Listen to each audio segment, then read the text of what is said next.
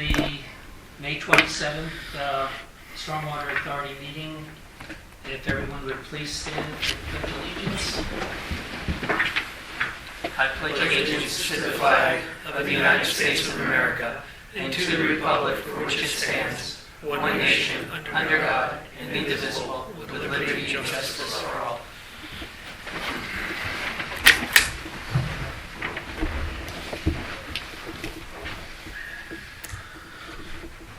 If you want to do the roll call. Yes, President Mirabito.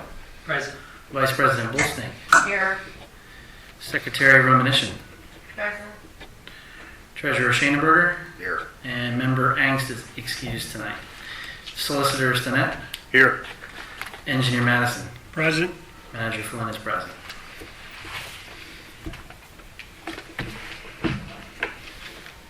Okay, you have the minutes from the April meeting. I'll entertain a motion to accept them. Motion. Motion by Lauren, is there a second? Second. Second by Brian. All those in favor signify by saying aye. Aye. Aye. Abstain. I wasn't here.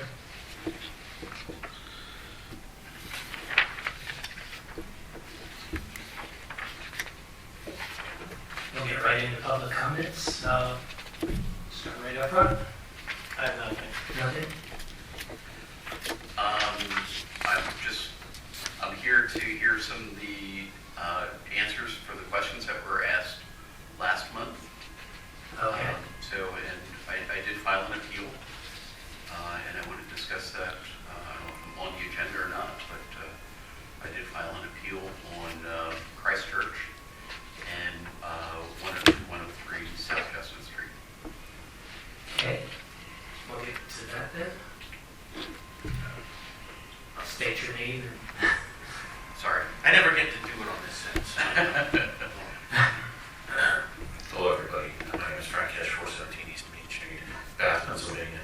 I just wanted to tell you how to update everybody for this. Though I don't represent the authority, I had a conversation with State Rep.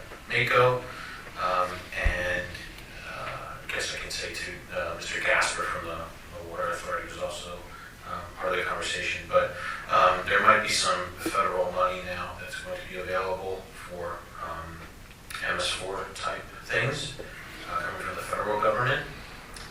Zach was made aware of it. He made both of us aware of it.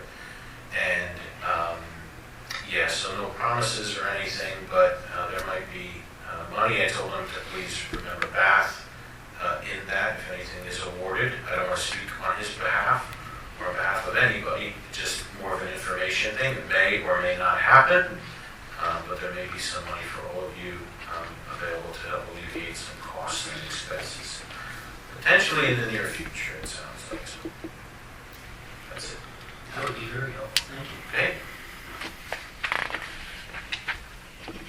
Mayor? Okay.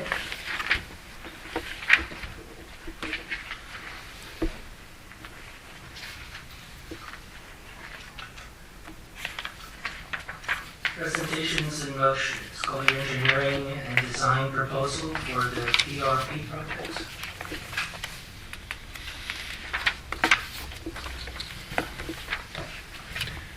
Yes, before last month, we submitted a proposal dated April 24th, 2025 to do survey, soils testing, and engineering design of the proposed 2 basin renovations, and they proposed a rain garden as meeting the PRP that was set up and approved by DEP prior to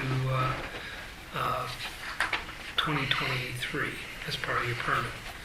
The total cost for the engineering design, it excludes the bidding phase and construction phase services, but the total was $62,500.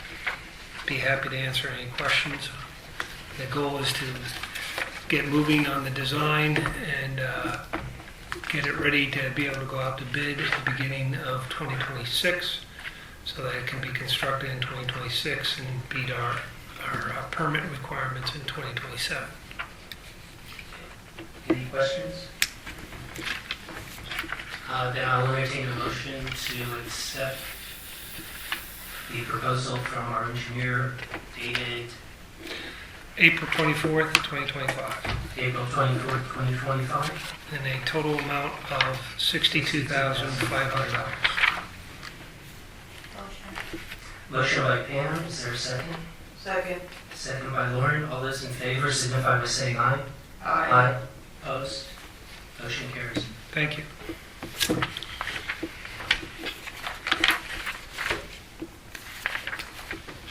Next would be the approval of the professional service agreement and escrow fees. Do you want to explain that? Just Wade, do you want to? Okay, That's fine. sure. So we assisted staff with preparation of a contract for professional services that would provide for an escrow account for review of certain stormwater appeal and credit applications, mostly looking at the credit applications where Brad's going to need the assistance of either legal and or most likely engineering to review those calculations, plans, etc., to determine what level of credit might be available for certain projects that are on the more complicated end. That's typically going to be your BMP credits and things like that, not your rain barrel and some of the other credits that Brad put in the packet, but some of the ones that require a little more experience and knowledge in the engineering side will be handed off to the engineer. The property owner will be asked to enter into the contract for professional services. We anticipate most escrows will be in the $3,000 range. There's an evergreen provision which provides for replenishment at 50%, so if it falls below 50%, they'll need to replenish. And the fees will be based on the fee schedule that's included in the package as well for the engineering work. Any questions? Okay, does that need to be advertised or you just Motion. a motion to approve it? Okay. I'll entertain a motion to approve the professional service agreement and escrow fee. Motion. Motion by Lauren, second by anybody? Second. Second by Brian. All those in favor signify by saying aye. Aye. Opposed? Motion carries. Managers reports. Yes, so a few items that we have here. The stormwater utility billing payment update that's in the packet. We have at this point, the report was run on May 21st, so as of that point in time, we had almost 50% of the ratables in. So we had almost 500 customers make payments so far. The public comment section of April the 28th, those questions were answered by the BBSA's fact page. That's at bathborough.org/ms4-QA/.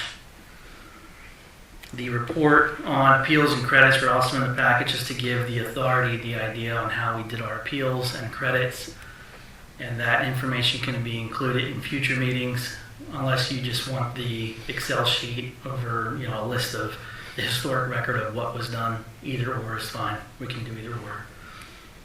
I've also included some catch basin inspection reports submitted to the BBSA by the Bath Public Works Department. And there are 4 areas that we need to look at, 4 inlets. Okay.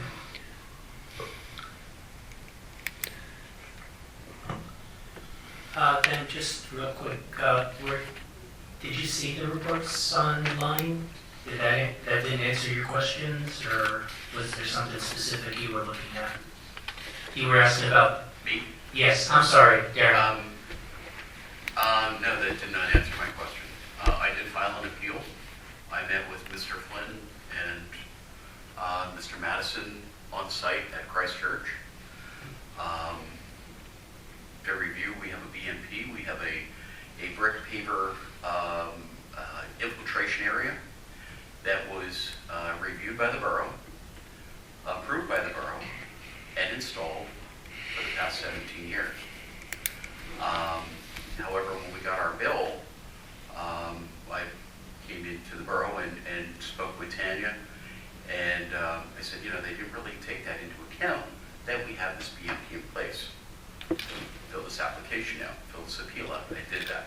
I came to the meeting last month, and they said, fill out yet another application so I can meet with Mr. Flynn and Mr. Madison out on the site to review what we have in place. We did that. We put our feet on the pavement.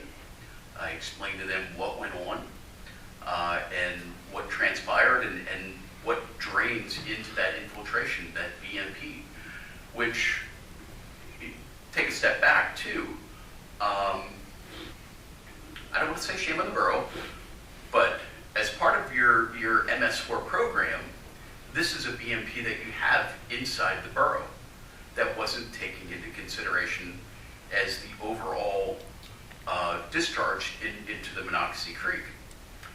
There's a big BMP that we have there.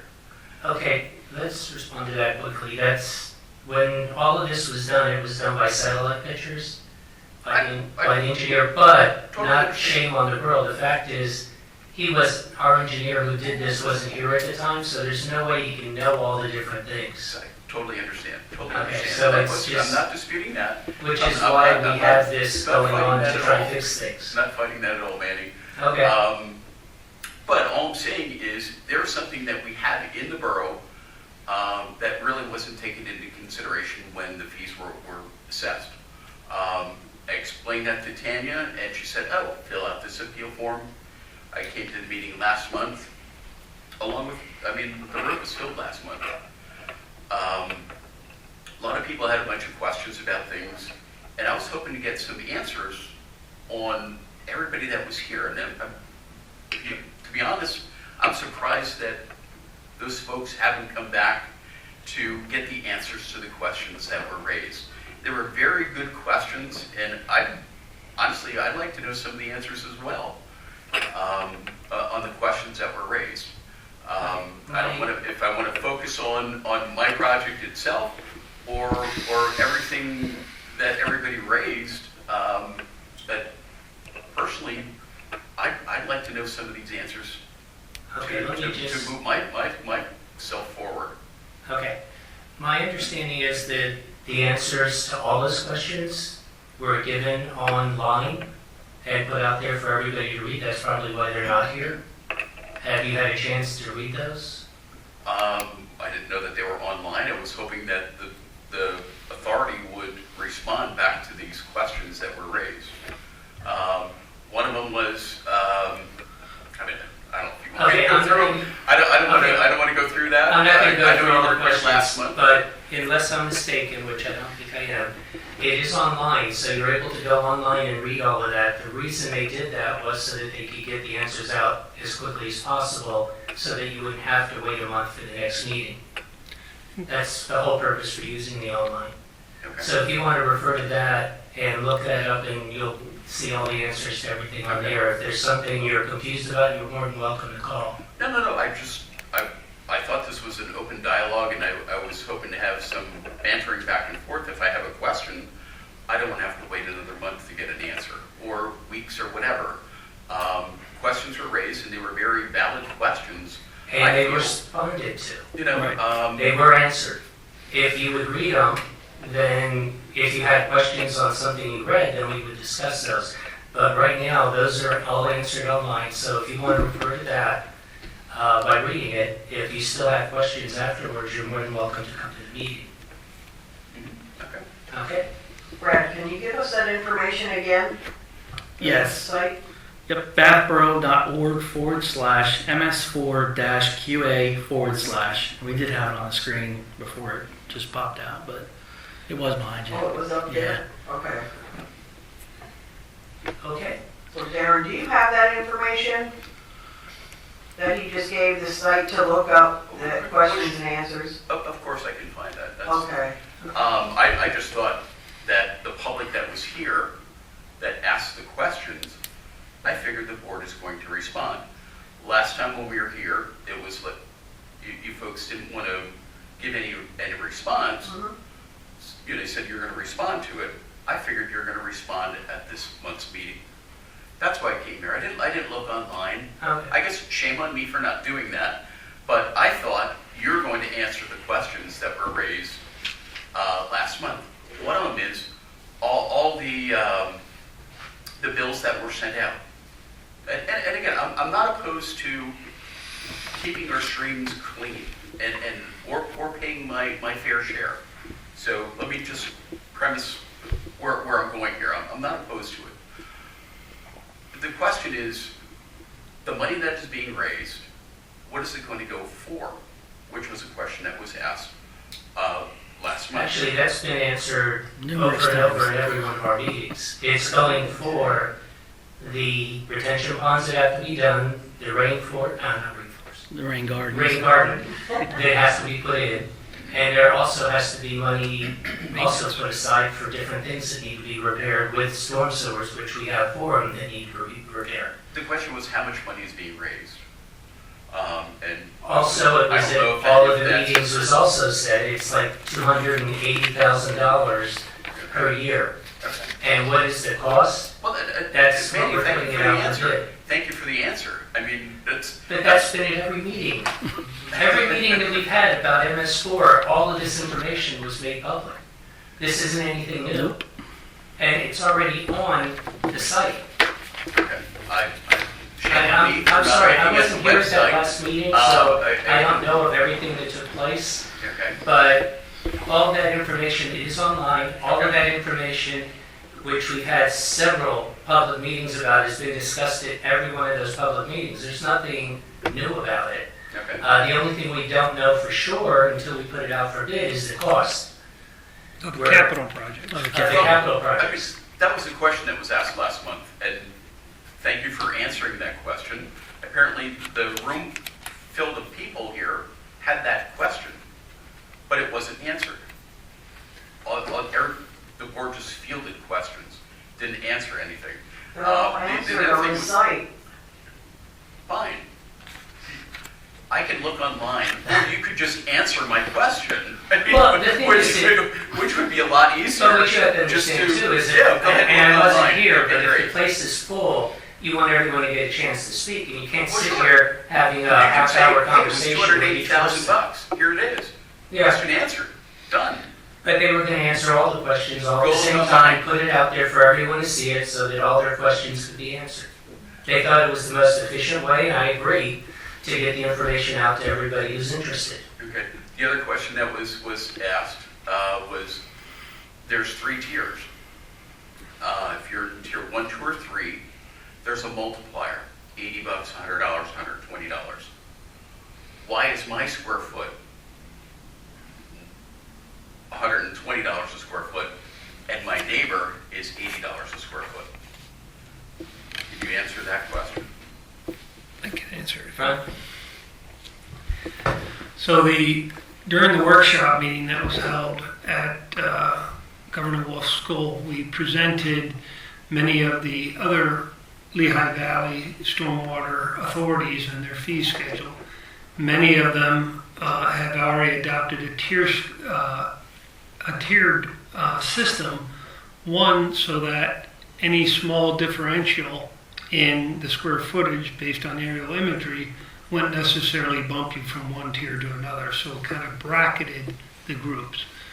The other aspect was that most of the municipalities that have done stormwater authorities believe it is socially economical, equitable, let's see if I said all those right, to have a tiered system, that smaller properties have a less of a burden than larger properties. And then once you get into the tier 3, it's simply by square footage, and it's not on a tiered system. You're not bracketed. Yeah, but a square foot's a square foot. I mean, you look at. I understand the- you. the We unfortunate thing, followed- You look at some of our churches here in town that have a large building and a large parking area. They're getting taxed at the higher end of it for what?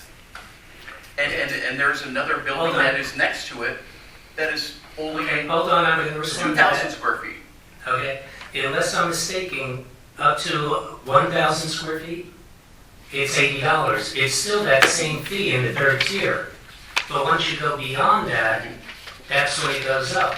I understand, And it goes up because you're doing multiple thousands, not single thousands. but my fee goes up by the square footage that I have. The more square footage that I have, Okay, the now more fee that I pay. you're still paying the same fee as them. Once you go beyond a certain amount, But my multiplier is different. your multiplier is different because it's more square footage that you're being allowed. But It's for every That's a big 2,000 instead of every 1,000. You're paying less technically. no, you're paying more. No, you're paying less. You're just paying more because you have more square footage. If I have 4,000 square feet, my multiplier is $80 a square foot or $120 a square foot.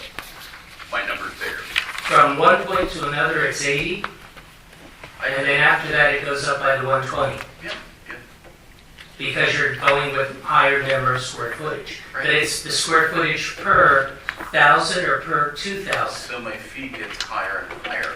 Yes, because you have more, you're creating more of an issue for us. Again, it goes back to the initial question, why is my square footage more than my neighbor's square footage? Okay, we'll go on to the next one.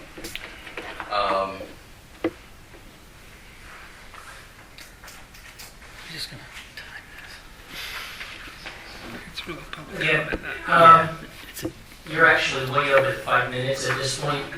But all of those questions have been answered online. You can look at all the questions, all the answers Okay, well, online. then, everybody tells me come to a meeting and express my complaints. I And come you to a did. meeting and what you tell me to do is go look online. No. I'm here. No, My and I feet are here, understand that. and I want an answer. And the answers are there. The answers are there. They put it online, you get it out to the people as quickly as possible. Why can't you Now, just if give there's it to me? something you don't like there, or if It's there's not that something I don't you like it, or I there's just want something an you're not answer. sure about, then you come back to the meeting. But it's being answered online. Okay, all right, let's get to, I know I'm over my time limit, but now I'm gonna, yeah, okay. Go ahead. One last question. You're here tonight to listen to me. Yes, except that you're asking us to Okay, continue. I We're paying filed- a solicitor and an engineer over their fees for a long period of time Yeah. for questions you're asking that have already been Totally answered. agree, totally That have already agree. been answered. Totally So agree, you're Danny. running up the The bill. authority shouldn't even be here, but let's go on to the next thing.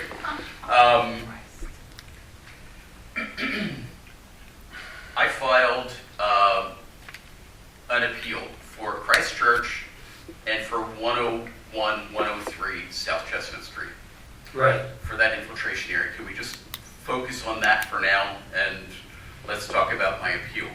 I filled out the application, came to the meeting last month, told me to fill out yet another application. I did that, met with Mr. Flynn and Mr. Madison on site. Right. I gave them calculations last month on what is going into that infiltration area and what is not going into that infiltration area. I want a response to that.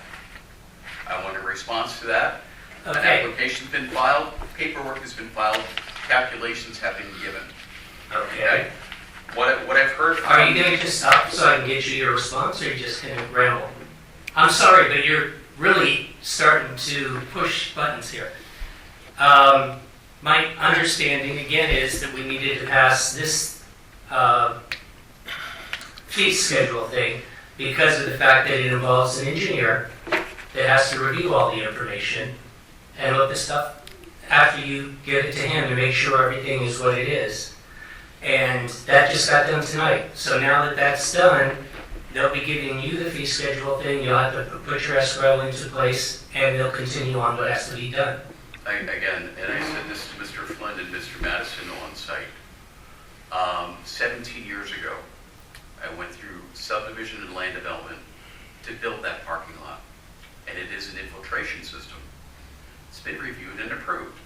17 years ago. Yep, Mr. Flynn can go back in the back room, open the file cabinet, and get out whatever paperwork that you need. I gave a letter and a plan, two-scale plan of what goes into that infiltration area. Now you're asking me to give a $3,000 escrow account to dispute a $1,000 bill. Andy, that doesn't add up. Or that doesn't add up.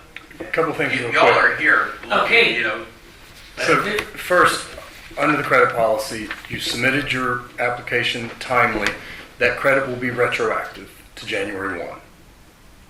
So I don't think that there's a need to rush the folks that you met with. The process is moving forward. If it's approved, it will be retroactive to January 1. Two, the way an escrow works is if it takes Ron 10 minutes to review it, you get the remainder back.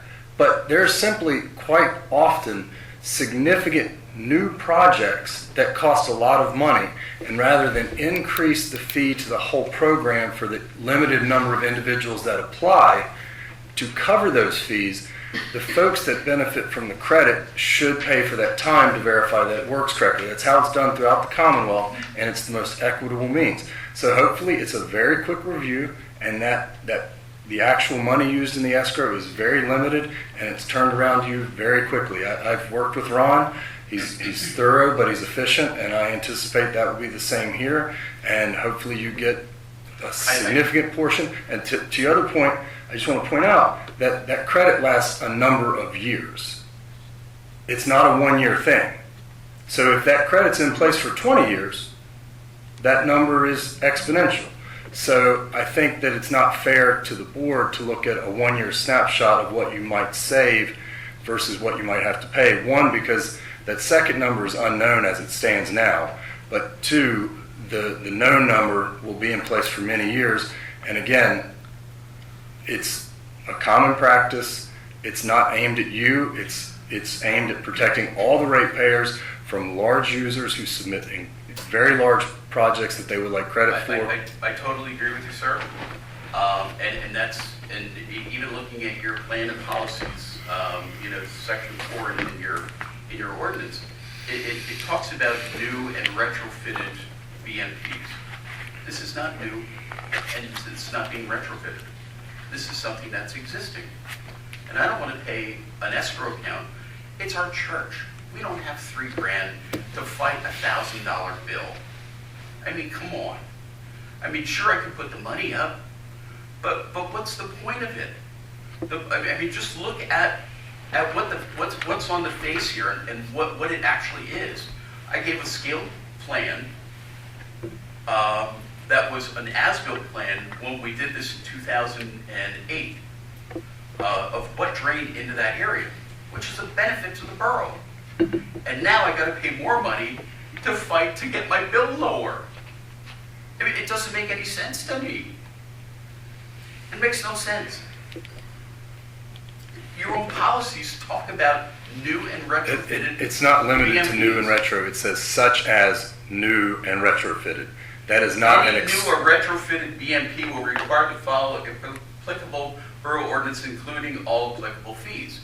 The credit policy states such as examples. It's not limited to new and retrofitted. So what he's saying, just pay the fee and walk away. Is that my best bet? I think what I said was submit the escrow. I mean, I'm going to spend $3,000. Okay. If we want to have a dialogue, it would be great if you would stop interrupting when we're trying to respond to you. I'm sorry, sir. My apologies. I think I've been spoken over enough. My apologies.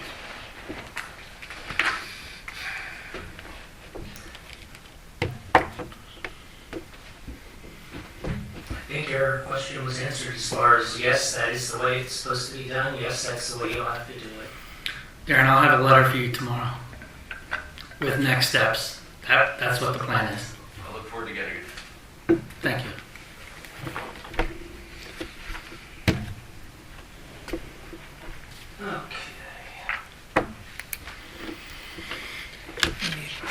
This discussion.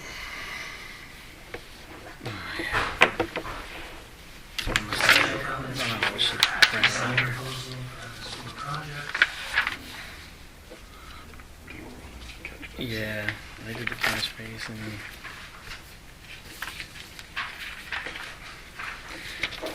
If I could go back to just the catch basin inventory, I just wanted the board to know that each year per the MS4 permit, there's the MS4 permit annual status report.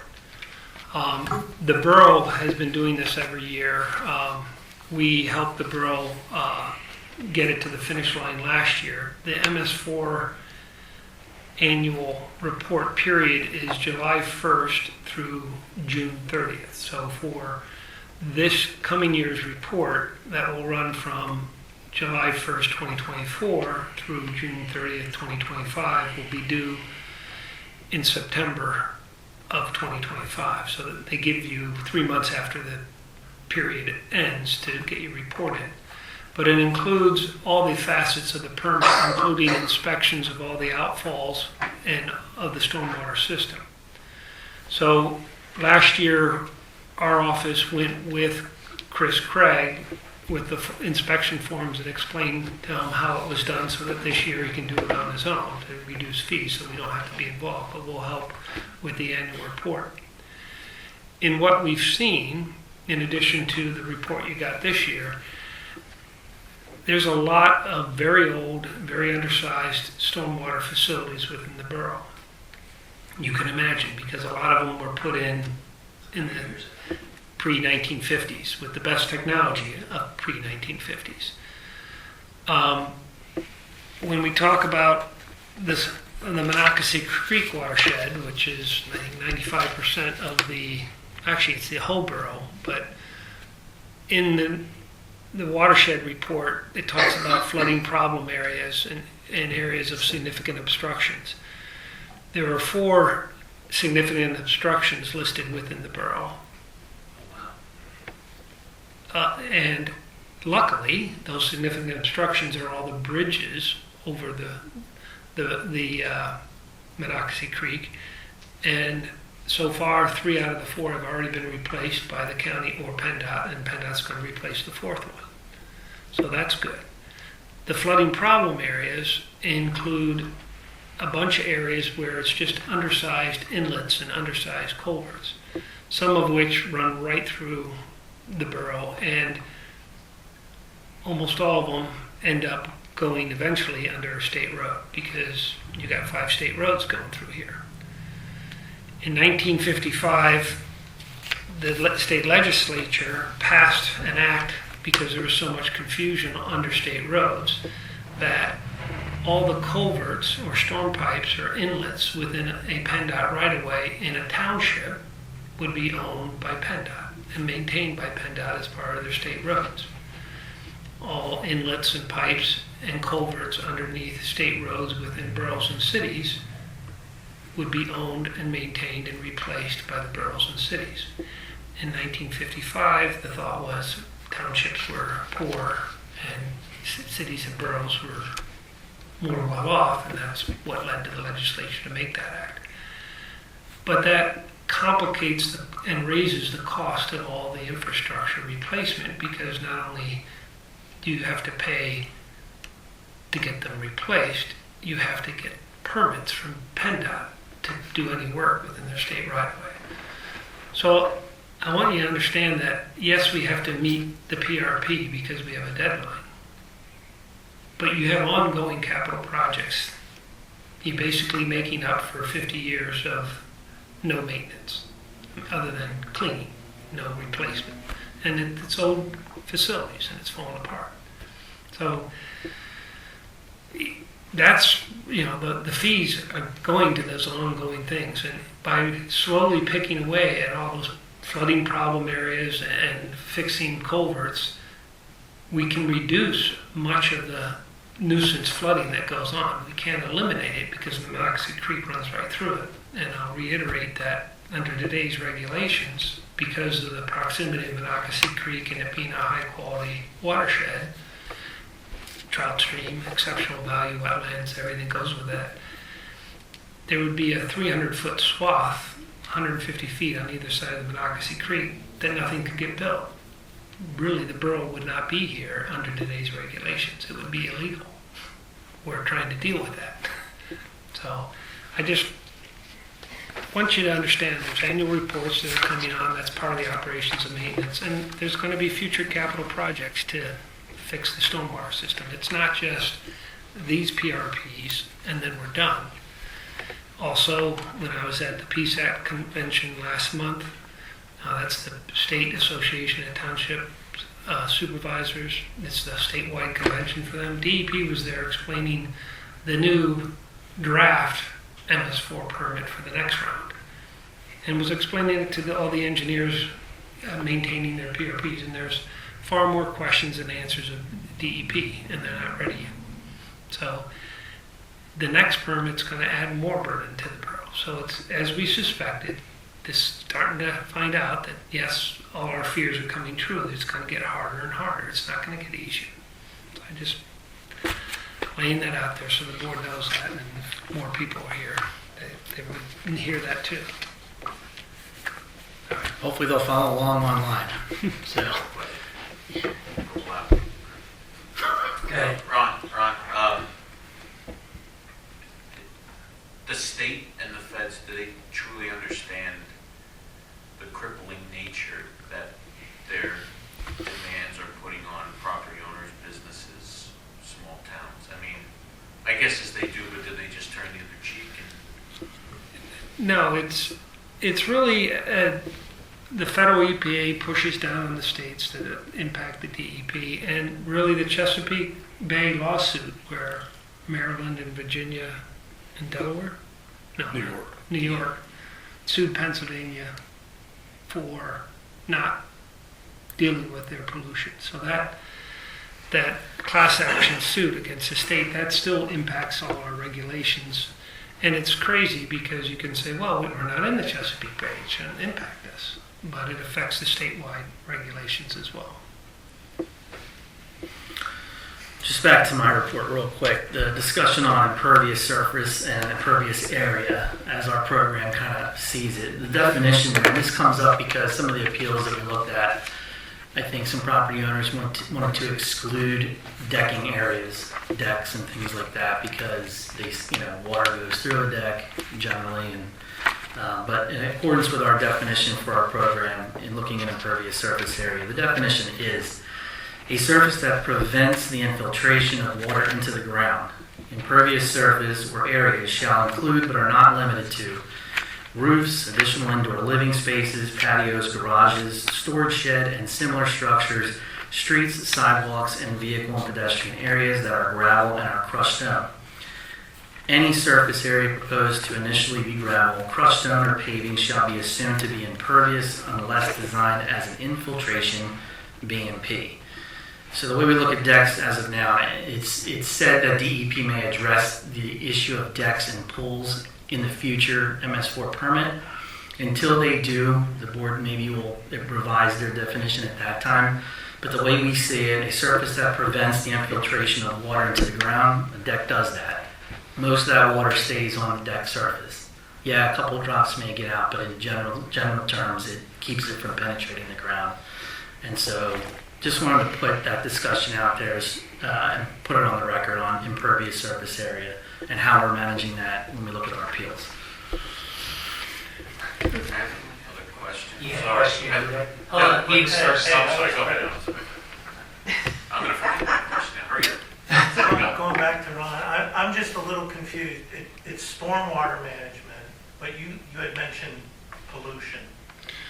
So as part of the MS4 permit, there is a requirement to file and have approved a pollution reduction plan. And the prior engineer prepared that to meet the regulatory requirement, and DEP accepted it. And it requires that you must reduce sedimentation as a pollution at least 10%. And so the capital projects that are being proposed, the retrofit of the two basins up in the Holiday Hill area and the installation of new rain garden at the bottom of Broad Street in an easement acquired from the school district, those retrofitted facilities will capture and reduce pollution that reaches the stream. So that's part of it. Sediment. So sediment in itself, even if it's, quote, clean, not when you think of pollution, not full of trash or anything, it causes damage to aquatic water life by silting in the streams. Thank you. Per DEP.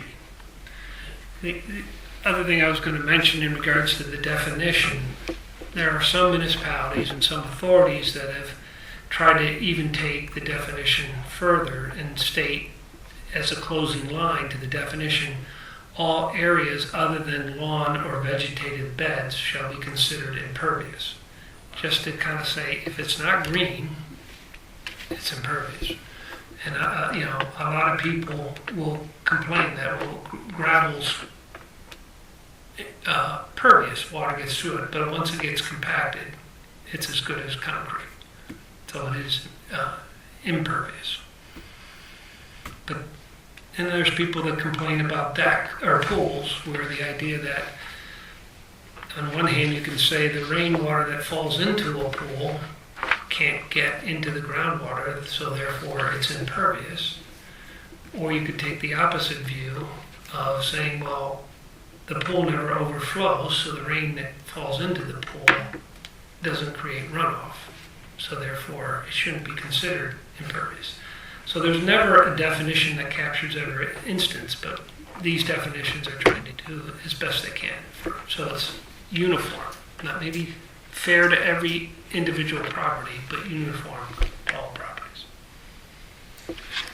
So I have a question as far as the pools. So when we have heavy rain and you have a pool, obviously it gets filled to the top and you have to release some of that water. So what's that considered then? Runoff.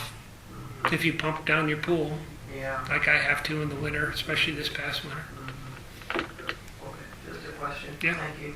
I guess this is more directed at the engineer and the solicitor, but from a council perspective, question, and I'm sure in multiple meetings, somehow this got discussed, or maybe I forget.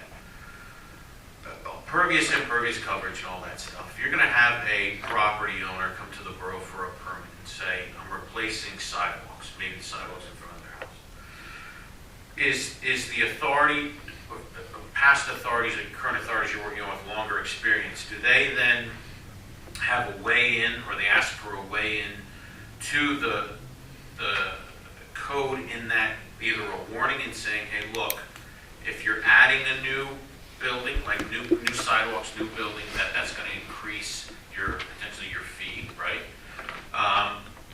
Does the authority have a say in the permitting process with council? I'm just saying with administrations and the governing body and the rules and regulations. Does that make sense? Am I making sense? Kind of? I think in flipping it to the council or the borough side, we can add verbiage in our permit application that does say if you're increasing your impervious coverage with a shed or something new, it could increase your stormwater bill. I think that's fair. Like a warning? Just let them know, A caution, warning. yeah. Okay, but, and then also, I guess on the other side, does the authority chime in and say, hey, we want to say in if that's going to be approved or not? I know council's the overall, but... So let's take the sidewalks as one thing, or an expansion on a home. The authority wouldn't really have say in that. We would use the permitting process as a mechanism for the billing database to be updated to increase the amount of impervious.